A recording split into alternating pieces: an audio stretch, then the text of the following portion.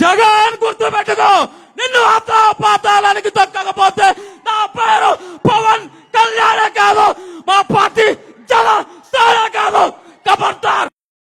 Hello చెప్పన్నా. అన్న junior Pawan Kalyan గారా? చెప్పన్నా, నేనే మాట్లాడేది. అన్న నేను నీకు చాలా పెద్ద అభిమానం అన్న. బేసిక్ గా నేను వైఎస్ఆర్సీపీ. ఓకే నాకు అర్థమైంది. ట్రూ కలర్ లో పడింది ఆల్రెడీ. అంటే ఫస్ట్ ఆఫ్ ఆల్ దీన్ని అర్థం చేసుకోదని ఫస్ట్ ఏం చేశానంటే డైలాగ్ పరంగా డైలాగ్ గుర్తుకొచ్చి చెప్పినది. డైలాగ్ పరంగా అంటే ఇదేమన్నా సినిమా డైలాగ్ అంటే ఇదేమన్నా పుస్తకాల్లో రాసి పెట్టారా? శ్రీశ్రీ గారు రాశారా, లేదంటే మన ఎవరైనా పెద్ద పెద్ద కవులు రాశారా? డైలాగులు కొట్టానని చెప్పని చెబుతున్నావు నువ్వు. ఇది డైలాగ్. ఇప్పుడు పవన్ కళ్యాణ్ జోలికి చిరంజీవి గారి జోలికి వస్తే ఎంత దూరం అయినా పోతానన్నావు.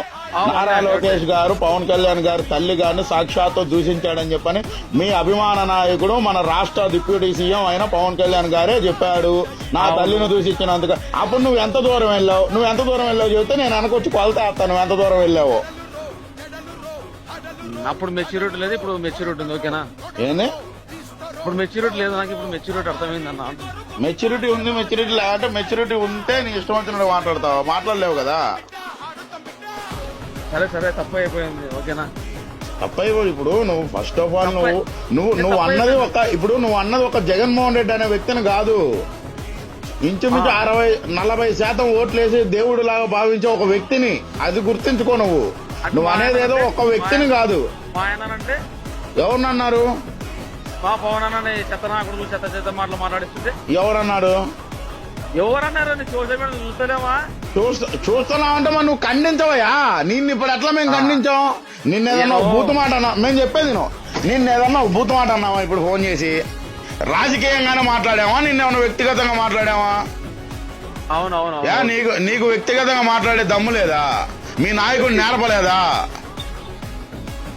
ఇప్పుడు ఏం చేయాలంటారు? ఇప్పుడు నువ్వు ఏం చేయాలనేది కాదు. నువ్వు ఉన్న పలంగా నిమ్మకాయలు వాడి చింతకాయల గాడి దగ్గరికి నువ్వు టికెట్లు పెట్టుకొని నువ్వు వెళ్తావు, నన్ను పంపిమంటావు. నిన్ను వాడిని నువ్వు ఏదోటి చేయాలా? ఎవరిని? మీ చిరంజీవిని అన్నందుకు నువ్వు ఏదోటి చేయాలా. రాజ్యసభ సభ్యుడు అయిన చింతకాయల గాడిని ఆ మాటలు మాట్లాడొద్దన్నా, అనకూడదు. ఎందుకు? నువ్వే కదా ఇప్పుడు చిరంజీవి గారి జోలు వచ్చినా పవన్ కళ్యాణ్ జోలు వచ్చినా ఎంత దూరం అయినా పోతానని నువ్వు పోదు రాని వెనక నేను వస్తానని చెబుతున్నా కదా.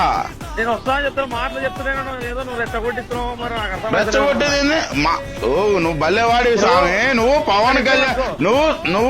పవన్ కళ్యాణ్ జోలు గాని చిరంజీవి జోలు గాని వస్తే ఒప్పుకోనన్నావు కాబట్టి నువ్వు ఒప్పుకోమాకనే చెబుతున్నాం మేము. నిన్నెవడు ఒప్పుకోమని చెప్పట్లా.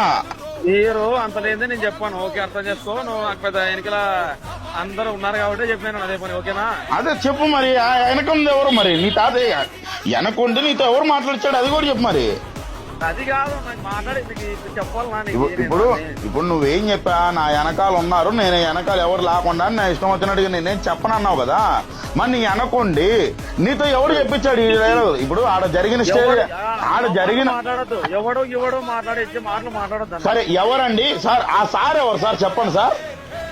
మీరు ఇవన్నీ అవసరం లేదు. ఆ సార్ ఎవరు? నీ చేత జగన్మోహన్ రెడ్డి గారిని అంత పెద్ద స్టేజ్ మీద